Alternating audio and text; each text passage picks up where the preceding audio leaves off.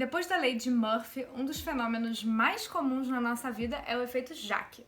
Já que gastei ou investi em algo, mesmo sabendo que não deu certo, preferimos investir e insistir no erro a admiti-lo e corrigir o rumo. Ninguém gosta de perder, né? Mas admitir escolha mal feita pode soar como uma perda para você mesmo. Tecnicamente, chama-se custo irrecuperável ou custo afundado. Ele afeta toda a nossa vida, do dinheiro e investimentos aos nossos relacionamentos. E é sobre isso que vamos conversar um pouco nesse vídeo. Então, vem com a gente para descobrir se você já cometeu algum desses erros por aí. Ou se ainda não cometeu, também é importante ficar de olho para não cair nesse erro e se afundar de verdade. Afinal, errar faz parte da vida, mas insistir nos erros pode custar muito caro. E se você não nos conhece, eu sou Nelson Paiva. E eu sou Ju Frota. E esse aqui é o seu lado mais seguro.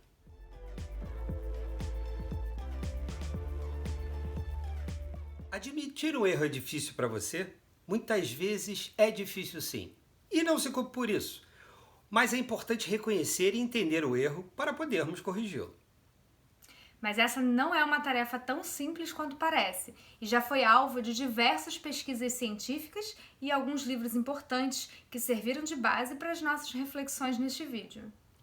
O medo de perder e o custo afundado fazem parte da nossa vida e é uma forma muito maior do que você possa imaginar. Afeta o nosso bolso, nossa vida financeira e até a nossa vida amorosa. Para começar, temos uma tendência de supervalorizar as coisas que temos ou fazemos, né? No livro Rápido e Devagar, o psicólogo Daniel Kahneman cita uma pesquisa que demonstrou que nós valorizamos os ganhos e as perdas de forma absolutamente diferentes.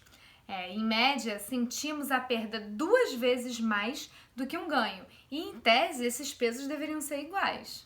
No livro A Psicologia do Dinheiro, Dan Ariely também explica que ao colocarmos energia ou dinheiro em alguma coisa ou em algum projeto, por exemplo, nos apegamos a ele e temos uma tendência a supervalorizá-los. Por isso, temos uma dificuldade enorme em renunciar àquilo. Abrir mão de algo que valorizamos é muito difícil e doloroso. Só que o nosso comportamento não é racional. Por isso, é difícil. Quando juntamos esse medo da perda com o medo do arrependimento, temos o que Kahneman chamou de falácia do custo afundado, ou custo irrecuperável, como chamou Ariely. Na prática, nada mais é do que a dificuldade que temos em admitir e corrigir um erro. Ou seja, é quando percebemos que uma decisão errada, que já consumiu dinheiro, tempo, energia, esforço, mas insistimos nela para não termos que admiti-la. Imagine que você começa a fazer uma determinada faculdade, por exemplo, que tem duração prevista para mais ou menos 5 anos. E depois de 3 anos e meio, você descobre que não é exatamente aquilo que você imaginava. E não se vê trabalhando nessa área lá no futuro. Só que você já investiu um tempão e algum dinheiro nesse curso. Nesse momento, você precisa tomar uma decisão e fazer uma escolha. Continua investindo em algo que já sabe que não vai te levar aonde você quer, para depois mudar, ou para tudo e recomeça. Muitas pessoas continuam por dificuldade de admitir que erraram na escolha, ou porque têm medo das consequências dessa decisão difícil a ser tomada. Da mesma maneira, muitas pessoas ficam tempo demais em empregos ruins ou casamentos infelizes, por exemplo. Isso acontece porque sentimos medo de nos arrepender das escolhas que fizemos. Segundo Dan Ariely, o arrependimento é acompanhado do sentimento de que deveríamos ter pensado antes, por uma sensação de afundar. Quando o assunto é dinheiro e investimentos, é a mesma coisa. Uma vez que investimos em algo, temos dificuldade em desistir daquele investimento. Em relação a dinheiro, Daniel Kahneman ressalta que nos recusamos a cortar perdas, porque isso seria admitir o nosso fracasso. Assim, tendemos a continuar investindo na mesma coisa, porque a gente não quer perder naquele investimento, de modo que muitas vezes continuamos jogando dinheiro fora, sem contar a energia e o tempo. Nós vemos isso aqui com alguns dos nossos clientes da consultoria. É comum, por exemplo, casos de pessoas que tenham contratado equivocadamente um seguro de vida por causa da possibilidade de resgate futuro, sem que houvesse a necessidade da proteção em si que ele contratou, por exemplo. Em alguns casos, a pessoa reluta em cancelar para contratar as proteções necessárias para ela. Ela prefere continuar perdendo dinheiro em vez de admitir, interromper a perda e corrigir o rumo. Tem um outro fator emocional importante que influencia nossas decisões.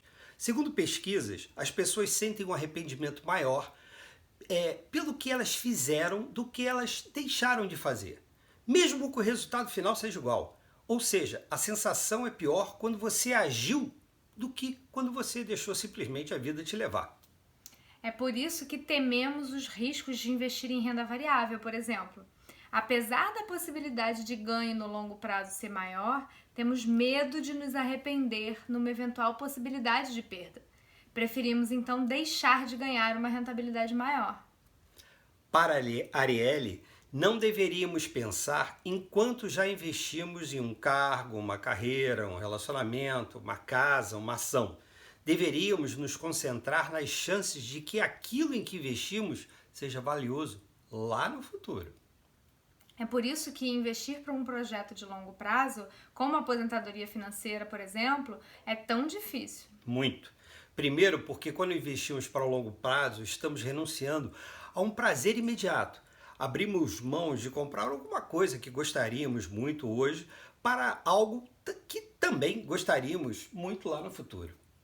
Ao renunciar ao gasto presente, é como se estivéssemos renunciando a prazeres presentes em troca de uma expectativa de prazer no futuro. É uma competição cruel, né? Cruel, muito cruel.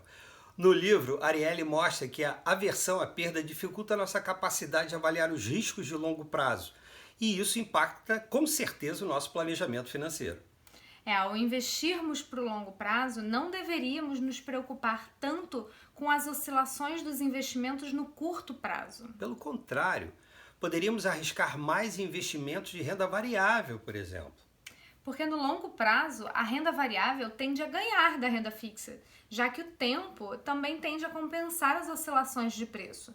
No entanto, na renda variável existe a possibilidade de perder o dinheiro no curto prazo e tentamos evitar essa dor a todo custo. Pois é, uma solução para isso é aquele velho ditado: o que os olhos não veem, o coração não sente. Ou seja, investimentos de longo prazo não devem ser acompanhados tão de perto, do dia a dia, toda hora. Dá uma olhada de vez em quando, mas de forma espaçada, é mais do que suficiente. Bom, como diz Ariely, o fato é que em muitos aspectos da vida, a existência de um investimento passado não significa que devamos continuar no mesmo caminho. O mais interessante é a nossa previsão do valor no futuro. Às vezes, olhar apenas para o futuro é a coisa certa a fazer. Então, se você quiser se aprofundar mais nesse tema, recomendamos a leitura dos livros Rápido e Devagar, do Daniel Kahneman, e A Psicologia do Dinheiro, do Dan Ariely.